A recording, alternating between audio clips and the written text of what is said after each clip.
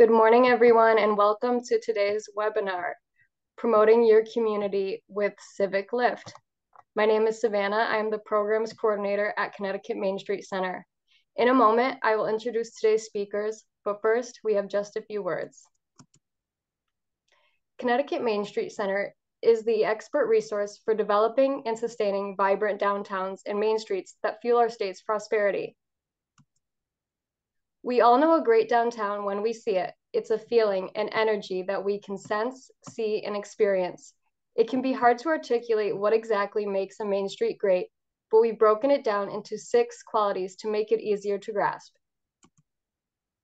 There is always dedicated Main Street management. The Main Street is connected by multiple modes of transportation for people to access. It is welcoming, friendly, and inclusive.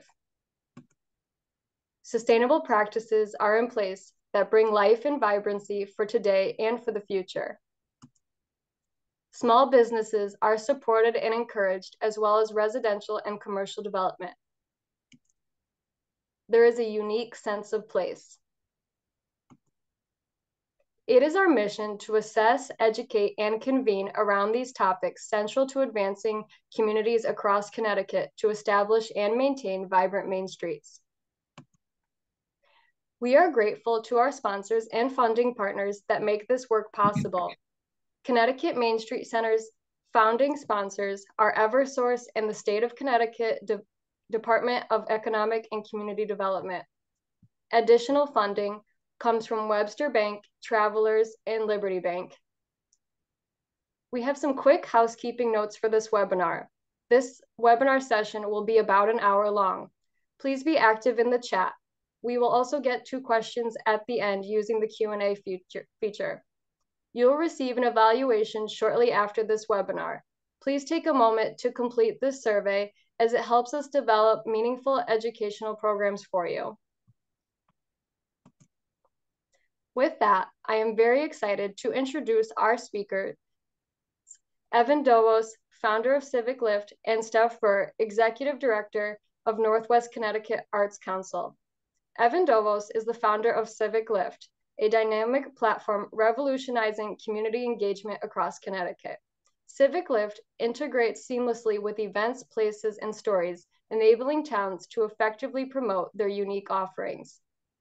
Available in all Connecticut towns, CivicLift empowers communities to highlight their local events, attractions, and narratives, driving economic and cultural development.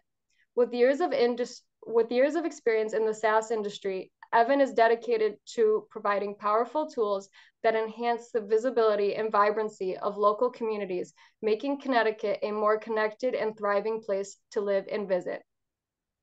Steph Burr, Executive Director of the Northwest Connecticut Arts Council, is a passionate advocate for the transformative role of the arts in communities.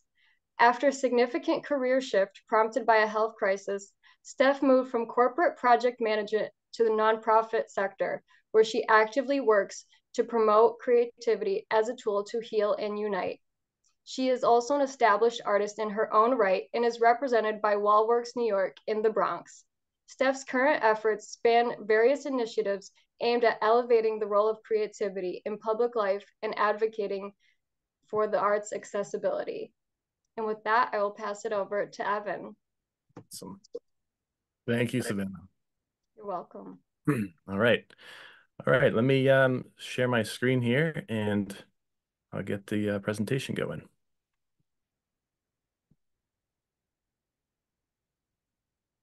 Okay, see my screen okay? Yes, thanks, Evan. Great. All right, so yes, hello everyone. Thank you for taking the time to join the webinar. I'm going to be presenting a platform my team and I have been building called CivicLift. And what we do is we serve technology to community, municipal, and regional leaders to power their, especially their cultural and economic initiatives. And so the objectives I want to cover today, we'll be going over exactly what the platform does. And after that will be the benefits it would have to Connecticut Main Street communities specifically. And then I'll give you a walkthrough of what the platform looks like. And to help me with that, we have Steph Burr here, of the Northwest Arts Council. She's a user of CivicLift, one of our longest users, and we'll be sharing kind of how her organization leverages it. Figured she'd be good to have on as a guest.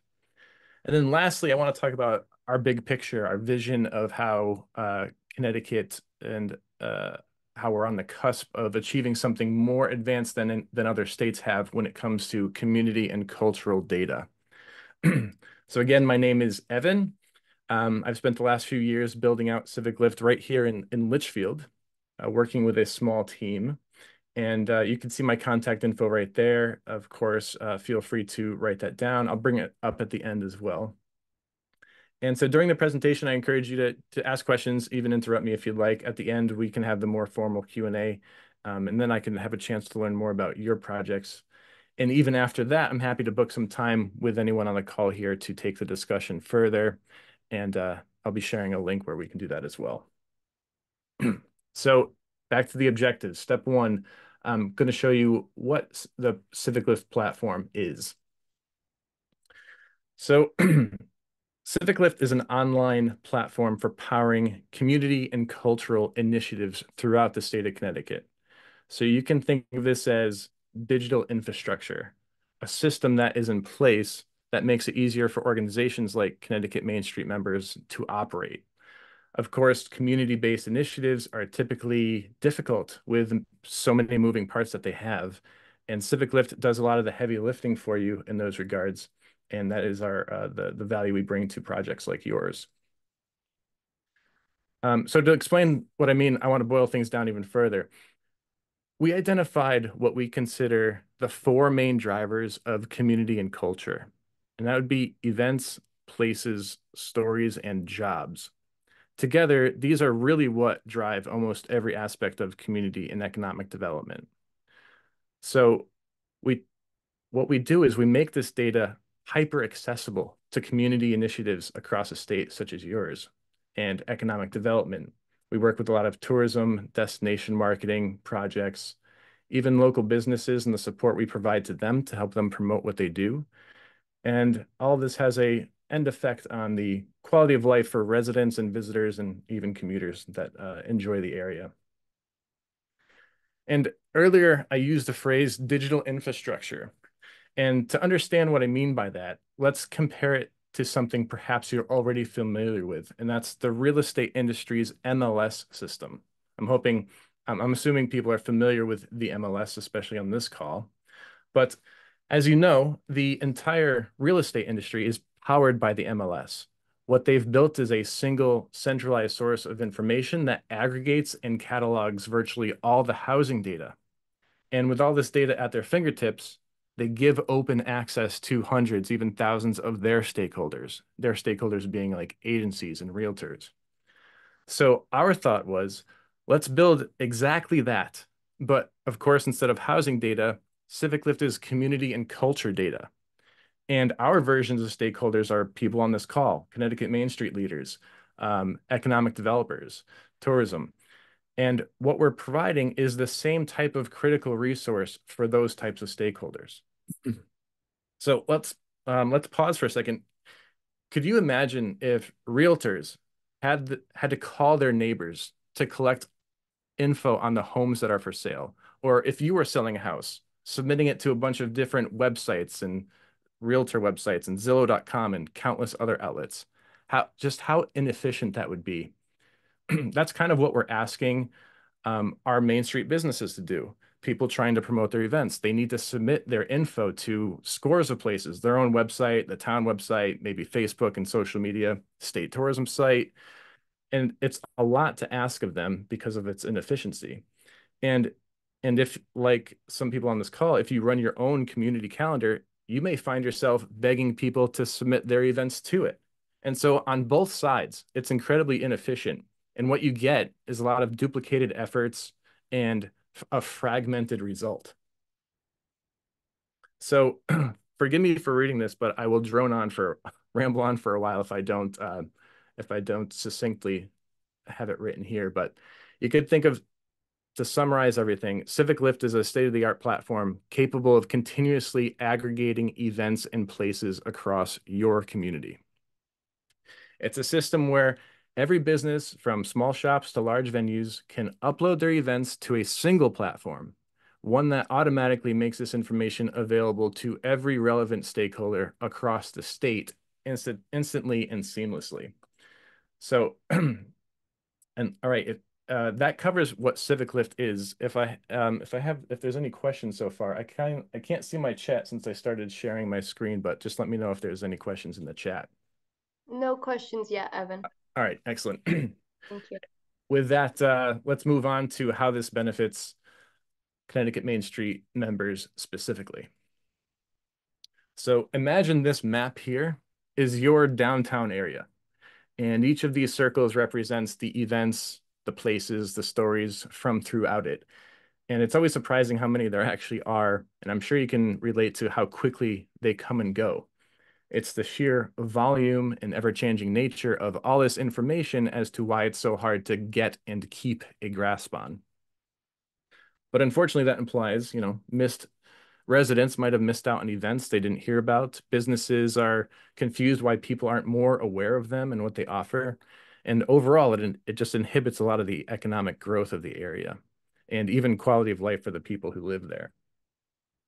And your area probably does have initiatives launched to address this, but without the infrastructure in place, there's no cooperation between one initiative and another.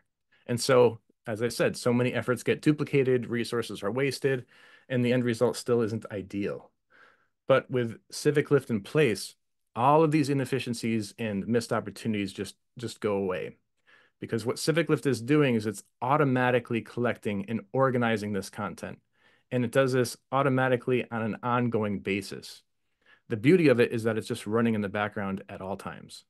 So with CivicLift chugging away and doing all this heavy lifting, every initiative from that point forward can simply tap into the same single resource to power their initiatives. And of course, it's not one size fits all either. Each initiative can filter out the content that benefits their project specifically. So you can probably see how this keeps all of the outlets, especially in a single community, updated and synchronized at all times. It almost forces the collaboration from one initiative to the other. And there's no extra effort made by anybody else because CivicLift is the infrastructure for it. So now let's zoom out a little bit more. And, as Main Street organizers and promoters, we don't necessarily want to market our culture within our own town borders only. We want to, of course, share this and bring more people in from the outside, right? So this is where CivicLift really becomes magical because since we're already statewide, a submission of content to any outlet is essentially a submission to them all. One submission goes to all the cultural outlets. So for example, here are the 8 arts and culture organizations that are designated by the state. Every one of them, I'm happy to say, is already adopted CivicLift and is using our platform to power their calendars. So a business submitting content to your local Main Street website, to your own project, would also go to the related regional, statewide, and other initiatives that we're plugged into. And therefore, your local business owner who is hosting that event automatically just got a much larger audience for what they're promoting, and they didn't have to do any extra work to do so. Let me show you this another way. Let's say I'm a nonprofit promoting an event, okay? And when I submit to CivicLift, it automatically gets dispersed to the websites in the network. So the events show up on the Main Street website they submitted it to, of course, but also maybe it goes on the municipal site, the Regional Arts Council site, and the dozens of others potentially in our network. Now, it is being seen everywhere, yet it didn't take them all afternoon to make the submission to all these sites. Just like how it doesn't take a realtor or someone selling a home spending all afternoon to submit their house to many different realtor sites. So it's almost like an instant media blitz every time I submit an event. And so it gets much more exposure as a result. And hopefully the event gets more enjoyed by more people, bringing more people onto your Main Street. And as a secondary benefit, let's look at this perspective from the perspective of a resident. it doesn't even matter which website I'm aware of or which one I normally go to. I end up hearing about the event. This is because it can't slip through the cracks simply because I didn't visit the correct site because it's going on all sites. So now I'm always going to hear about the event that I might have been interested in going to. So just to recap real quick, what we're doing behind the scenes is first we collect the cultural content from various sources throughout your member communities. And second, we formalize this data into a consistent format. And then lastly, we distribute the content to projects like yours and others. And we do this on an ongoing basis and in near real time. So now that you've seen the theory behind how it all works, I'd love to show you some example sites. So I'm going to stop this screen share and go to another one.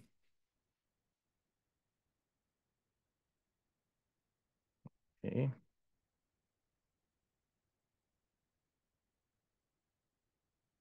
Okay, you can see my screen again. Yes. Okay, so Discover Litchfield Hills is one of our customers. They are an initiative to promote the 20-something towns of Litchfield, the northwest corner. And so all of these towns are connected to it, and it's a joint effort made by everybody. You'll see here we have an events calendar that has a certain amount of events uploaded to it, and that is all powered by CivicLift. You can see there's a submit an event button, so anybody could make a submission on any of our sites, and it goes to all of them. You'll also see one of the other sites that is in this area is the town of Litchfield. This is just one town now. I'll switch to their site. And now when I go to click on community events there, you will see some of the same events are listed here, and it's the same calendar. So what's going on here is Discover Litchfield Hills filtered their feed to have 20 plus towns worth of events to show up on their site. The town of Litchfield here is obviously filtered it to only show one town's worth of events on their site. But the person hosting this event right here, of course, didn't need to submit it to both sites. They just submitted to one, and depending on the feed, it populated the sites correctly. Now we have, I think, about 20 connected websites here in Northwest Connecticut that is serving this to each of our customers, and the benefits are massive, especially for those who are promoting their content. So they're getting much more viewership from throughout. So that's what our events looks like. Before I leave here, I also wanted to show you what our places looks like. Places is very similar. It's the same type of thing. Anybody could make a submission of their own business. And now the town of Litchfield was able to make this really cool map that highlights the businesses. And so somebody can click around and see what businesses are open here. And for those businesses that wanted to take the time to make a full submission, they get promoted as a full dedicated web page on the site. All this is done automatically based on CivicLift's feed. So now the municipal website, which is typically a boring outlet for towns, has this whole community half to it. And there's no municipal staff that's making any extra efforts to make this all happen. So it's a plug and play feature for them. And, they're showing that they're really supporting their businesses and their local culture by implementing it on their site. And I'm also going to show you the Northwest Arts Council's website, which is Steph's site. Steph, I'll have you drive right after this aspect here. But there's overlap between Discover Litchfield Hills and Steph's region, right? Because there's some of those towns are the same towns. Most of them are. So you'll notice here is that event again in Litchfield. So now that's 3 locations that I just showed you where this one event is. And all it was one submission made by the host, and it's gone to all those different outlets. So now you can start to see why these events get much more viewership. And I might not know Discover Litchfield Hills exists, but I do know Steph's site is out there for arts and culture. And so I still see the event no matter where I went. So that's an added benefit to that for sure. Evan, we have a question. Yeah. The question is the Meraki example a paid submission? Oh, that is a great question. It used to be, but we have since decided against that. So no, it's free for them to do that.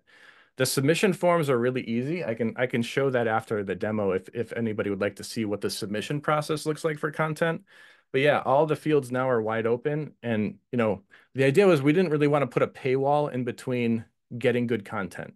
You know, these sites, they're better when they have better content. So if people are going to take the time to really showcase their spot like Meraki did, then they can do that for free, absolutely. And every other site that we have a map on that covers their area will have the same rich listing that she had on the site I just showed you. So events and places, which obviously have a lot of overlap, are both treated pretty much the same way when it comes to dispersing it throughout the area. And at any point, they can go in and update the images or change contact information or hours of operation, and it updates network wide, of course, as well. Okay, Steph, I let you drive from here if you want to share your experience with it so far. Great. Thank you, Evan. So my name is Steph Burr. I'm the Executive Director of the Northwest Connecticut Arts Council, and we serve 25 towns in and around Litchfield County. To give some context, we did a research project last year, and we found that the main area of need for arts and culture organizations in our region is help with marketing. So I'm going to talk a little bit about how we've leveraged CivicLift and kind of have taken the data available one step further to help out offering free marketing services, but also leveraging and adding value to our paid membership services as well. So I'm going to share my screen and go under the hood a little bit of how it works on the back end. Can everyone see? Yep. Yes, thank you. So this is what we see when we come in and look at the events that are coming into our calendar. This feed is specifically for our site that Evan just showed you. So what we can do is we can go into each event and see, is this something that we think is appropriate to have on our site? Our feed is already structured for just certain categories. So we're not getting any of the sporting events. We're getting only arts and culture, music, film, the categories that are relevant to our organization. So you can come in, you can look at this event that's been submitted, and you can see all the details, the picture, where it is, what time, and all of that. And then all you have to do is click approve, and then it goes live onto the site. Now, sometimes if we're swamped and we have a lot of work to do otherwise, there's also this handy button at the top where you can approve everything at once. You can kind of scroll down, make sure everything looks okay, and then just approve them all. Usually that works out just fine as well. So then as you can see, we have our front end here that Evan just showed you. Events that are arts and culture in our service area. And this is a free service that we provide. We don't charge people to use this. It's all open to anyone who wants to use it. So, and we're getting events that are being submitted not only through our site, but through other sites, through the town of Litchfield, through Discover Litchfield Hills. So one thing I wanted to point out, which is kind of cool for us, because we are a nonprofit and we do rely on organizations to support us through membership. And we're always looking for ways to enhance the value of that membership. So as you can see, this organization here has this badge where it says Arts Council member. And the really cool thing about this is we can take all of these events that are tagged as member events and we can give them special treatment. So I'll tell you a couple of ways how we do that right now. So one way that we do it is through our newsletter. And I'm just going to jump right back to the back end of CivicLift. So you can see here we have newsletter builder. We've got the events here, and we have it hooked up through MailChimp. So let's say we want to add the New Milford ice cream crawl to our newsletter.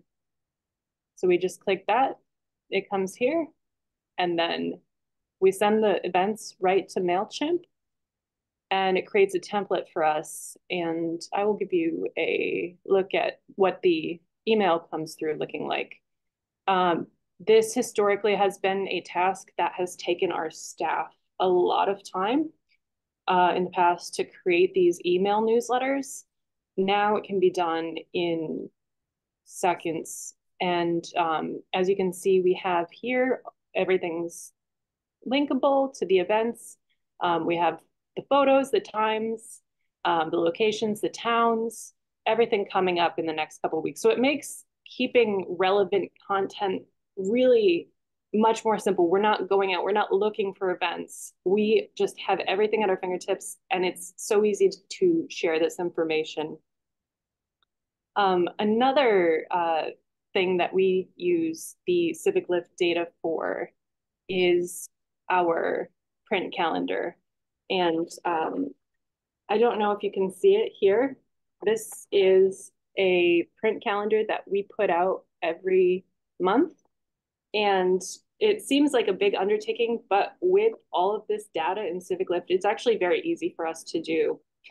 We send out about 300 of these every month in the mail, and we distribute them to local coffee shops and breweries and galleries. And this is only for our members' events. So this adds value to our paid membership. So in order to get into the calendar, you have to be a member with our organization. And another way that we really leverage this program is through sending out deadline reminder emails. This is really great. People love a deadline, and it really encourages a lot of people to list on our calendar. So I think that by tapping into the CivicLift network, it allows you to leverage all of the labor that we're doing on our end to get people to list their events on the calendar. Because like Evan said, that is one of the biggest obstacles in having rich data is getting people to list it. But when it is this impactful and it's going to this many places, it almost becomes a no-brainer. When we switched to all the state arts councils being on the same calendar, it was fantastic because we had members that used to have to list in the New Milford calendar and the Northwest Connecticut calendar, and now they're all going to one place. That's saving them a huge amount of time, and this is really huge for small arts nonprofits. They don't have the capacity to be doing this many, many times over and over again. So the last thing I want to show is my favorite part, which is our data and our dashboard. So this is back on CivicLift, and this is really the interesting part for me when I go and try to get money and write grants, because this information is so helpful. So as you can see, this is a breakdown of the upcoming events of the arts and culture events in our service area, 25 towns. It's broken out by category. It shows how many unique submitters we have, how many unique venues, and then we even have a percentage of how many of them are our members and how many of them are free events. And that piece of data is really important for us to keep track of, because we want to make sure that we have information on equity and how accessible programming is over time in our region. We even have data on the past events, which is really helpful as well in annual reports and grant writing. This year we have seen on our calendar almost 10,000 events, which is an incredible amount of work that these organizations are doing that a lot of it wouldn't be seen otherwise. So this is why I'm a big advocate for CivicLift, is because these small arts nonprofits that I represent are being seen because of this. And we are saving so much money for these organizations in labor costs. And that's almost more valuable in a lot of ways than giving them money. So this is why I love CivicLift, and this is why I wanted to come on this webinar and show um, how we've been using it. So thank you. Awesome. And if someone wants to take over the screen share, I'm I got it. I'll grab it. Thank you.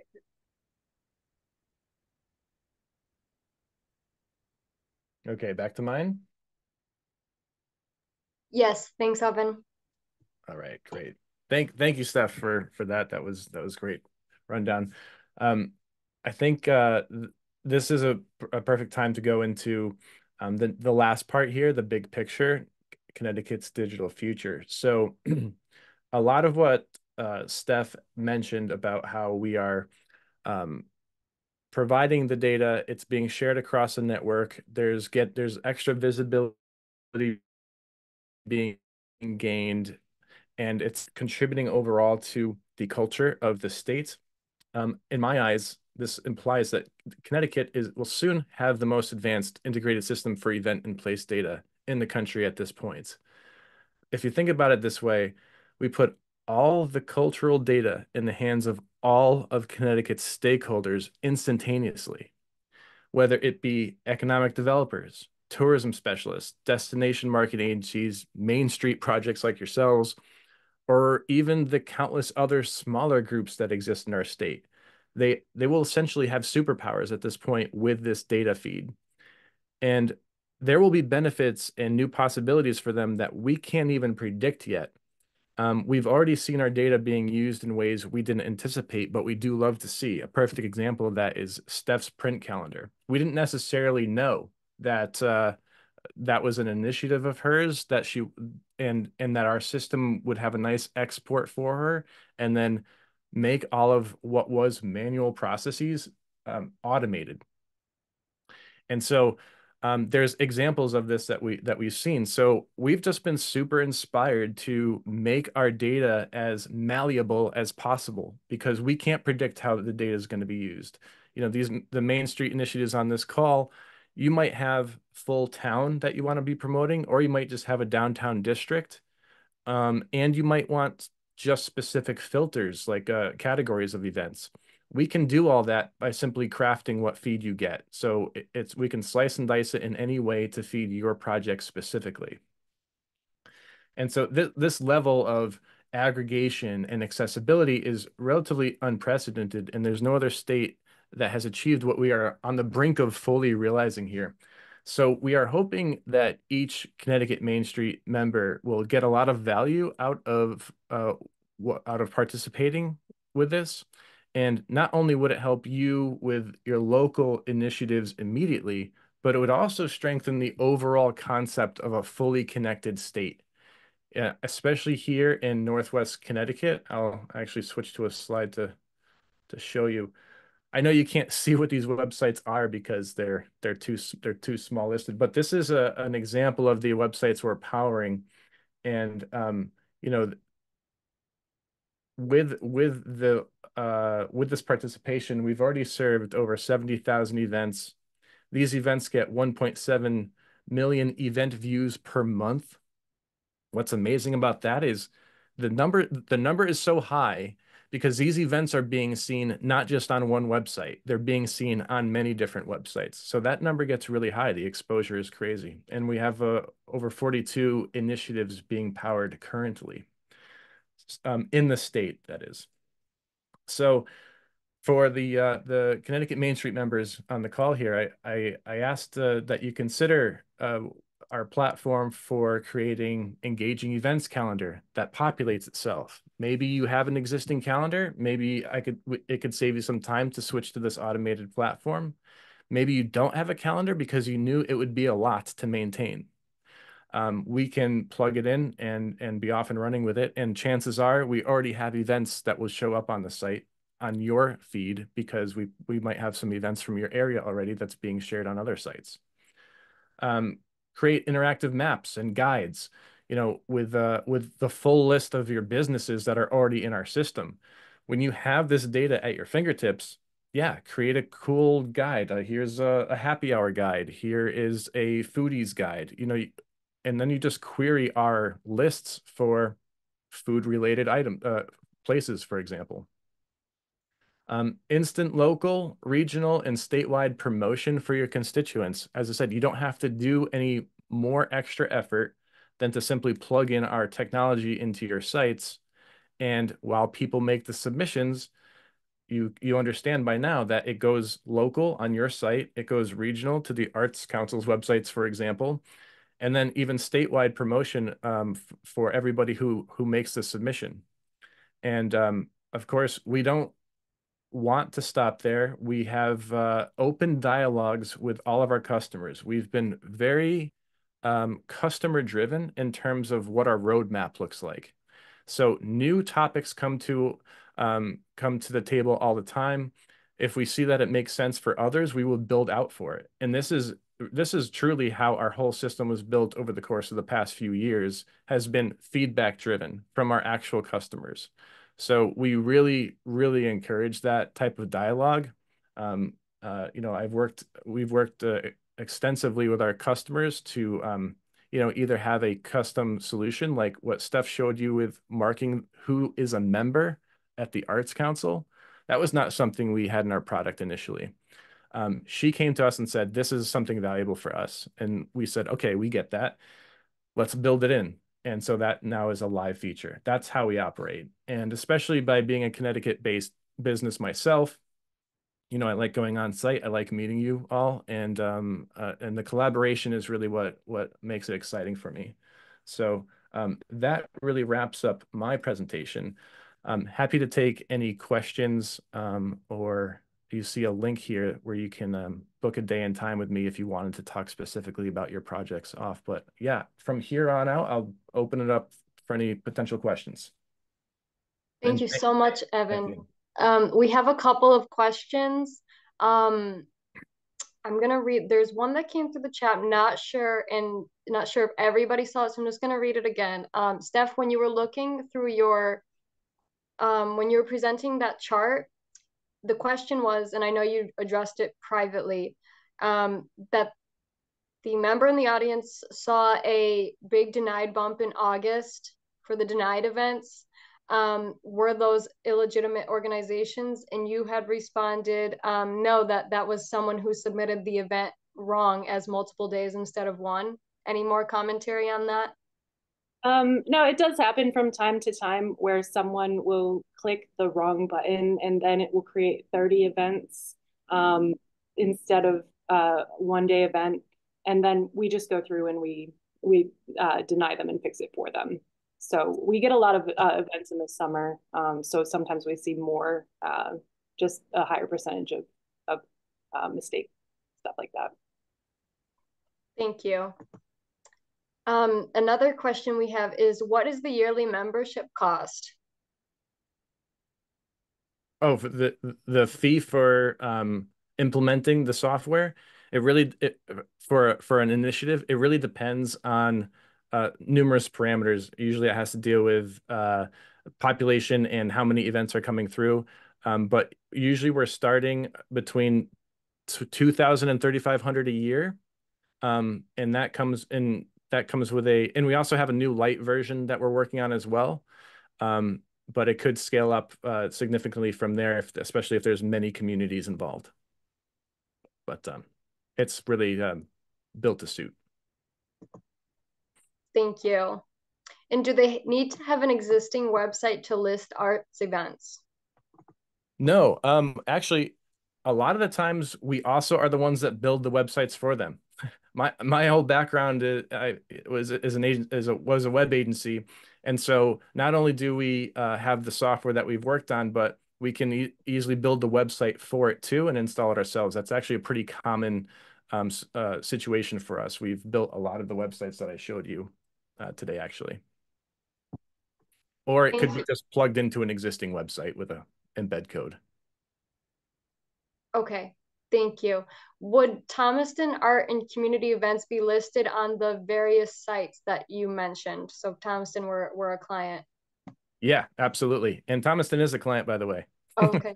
Yeah, Thank we you. have we've done the municipal website for the town of Thomaston, and we plugged in CivicLift to that as well. And so on their municipal site, they have it. And yes, their events are being distributed. Steph, I don't, is Thomaston part of the Arts Council? Your Arts Council, right? Yep, we get Okay, tons cool. on our site, yes. Nice. All right. So events are going to her site. I did include them into Discover Litchfield Hills too, I believe.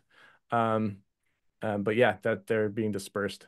And Thomaston is also on the Waterbury Arts Council's website as well. Oh, As a that's right. with us, yeah. Oh, it's one of the few shared towns. So you Thomaston lucked out. So they're being shown on two regional arts council websites. So good for them. That's great. Speaking of the calendar, so can CivicLift entirely replace a municipal calendar? For example, would it be appropriate to upload that tonight we have a economic development commission? Can it entirely replace, or is it more geared towards events? It's more geared towards community events. A lot of times we do. Actually, I'll even share my screen again because I just had this up for Thomaston. So here's the municipal site we built for Thomaston, and you'll see we have the community events page, which we saw here. If we go to government, we also have a municipal calendar. I think it makes sense to keep these two things as separate because you know the purpose is much different. Obviously, you know, we don't want to share that there's an economic development meeting in Thomaston on the Arts Council's website or the state tourism website, for example. It's not really the same audience. So we treat those a little different. Sure, understood. Thank you. And Evan, you had also mentioned that CivicLift can feature stories. Can you give more an example of what stories might be or entail? Yeah, absolutely. I'll go back to sharing my screen actually. Stories is another piece of content that I'll go to. It's another piece of content that helps promote the community, right? It's events, places, and stories especially. Um, Controlling the narrative, sharing the good news. If you could see, we have these cool stories that are listed here, and it's the same situation where it's being distributed to other websites as well, just like events and places are. But these are more, instead of letting the community submit any story, I'm afraid of what would happen with that, you know, like the comment section to your local newspaper, we can think about that. So this is more curated by the project owner. Like Steph has the ability and her staff has the ability to write a story for her sites and then have it distributed. So that's why it's a little bit different. But yeah, if a Connecticut Main Street member wants to talk about a new facade grant or that the you know, some business in town is celebrating its 10 years being open. These are stories that sound perfect for, of course, your local website, but also being distributed throughout um, other local websites in our network. So stories it works in that way. So it's a little more curated, but also that's probably for the best. Definitely agree. Right now, I'm going to ask our audience to please submit any of your final questions into the Q&A box or into the chat. And I'll also ask Evan and Steph if you have any closing remarks for our audience. Yeah, I'll close out. I want to reiterate this concept for the entire state of Connecticut. I want to see Connecticut being the best at sharing its culture. And I think there's so many benefits to that on every level, hyper local to regional to statewide, of course. And over the years that we've been working on CivicLift, it has turned into a platform that can do exactly that. I dedicated that whole slide to the real estate industry's MLS system for a reason, because the MLS is the backbone of that entire industry. It's ridiculous to think of what the alternatives would be and how much how many less sales of a home would there be if it wasn't hyper accessible to everybody from a simple search? You know, homes are one thing, but local events, local businesses, they're even harder because events come and go so fast. And it slips through the cracks. How many times has anyone on this call heard about an event they would have gone to if they heard about it beforehand? But they missed it. And so and how many times have we all tried to plan an event and it happened to overlap with someone else who planned a big event? That now you've diluted yourselves and there's no coordination. And we might be talking about a small town here where you can literally drive to the other person having the event and you could have talked about this. These types of things I want to look back on and feel silly about. The coordination is automated, it's forced with this system. So the more it's adopted on a state level, the more communities that do it, we're really enjoying the snowball effect. We're really seeing it here in Northwest Connecticut because we've had more saturation here simply because that's where I live. And I started here and I've been growing out. But our software has matured to a point, and it wasn't linear. I was all over the place with this. It was difficult build to get there, but it has matured to a point and resolved itself and is now key infrastructure for many different initiatives throughout the state, over 40. So, we're ready to scale. That's part of the reason why I want to host this webinar. And I just think the implications of having this infrastructure in place for the entire state would be huge. So much so that we can't even predict how useful it would be to how many people just yet. But I also think of the business owners. They're already, if somebody opens a coffee shop, I want them to spend their time mastering making coffee. I don't want them to spend their time submitting to an event to Facebook and submitting an event to the town website and doing all this and that. We need infrastructure. We need the digital infrastructure to do this on their behalf so that they can continue making awesome coffee, because I'd much rather have that.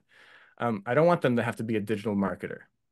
I don't think they would want to either. So yeah, thank you for giving me the stage to show what we've been up to. We've been, as I said, we've been building and building for quite a few years. We're coming to the surface now with a mature platform, and we're excited to get it dispersed. So thank you so much for the time.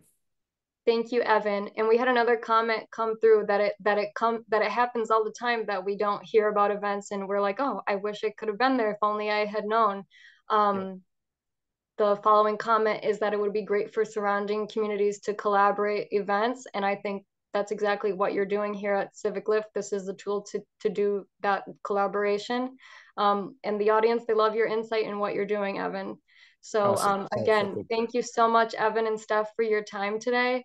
I do have a few closing remarks. And just for the audience, if anyone is interested in CivicLift, we're going to give you an opportunity to indicate that on our evaluation.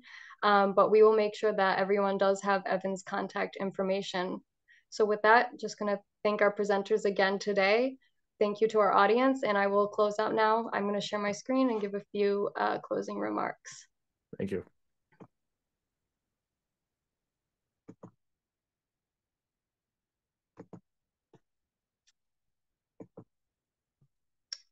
We invite you to join the 80+ communities around the state committed to improving their Main Street by becoming a member of Connecticut Main Street Center. Our network includes professionally managed downtowns and neighborhood districts, municipal planning and economic development departments, and regional organizations. As a member, you receive exclusive help and resources to support your downtown work. Please visit ctmainstreet.org to learn more. Registration for our Main Street Accelerator Program info session on September 19th from 11 a.m. to 12 noon is now open. We are very proud and excited to announce, totally apologize. In the first cohort, we had 5 great teams from across Connecticut participate in the program and are excited to work with new groups to accelerate their Main Street projects. Please save the date for our next Spotlight on Main Street event in Georgetown on September 26th from 3 to 6 p.m. Georgetown Village Restoration Inc. was a participant in our very first Main Street Accelerator Program cohort. Save the date and join us on their charming Main Street for our next Spotlight on Main event. Once again, we thank all of our sponsors and program partners. When you exit this webinar, you should be promoted to complete an evaluation for this webinar. Please take a moment to share your thoughts as it helps us shape our program so it is most valuable to you. That concludes this webinar. Thank you and have a great day, everyone.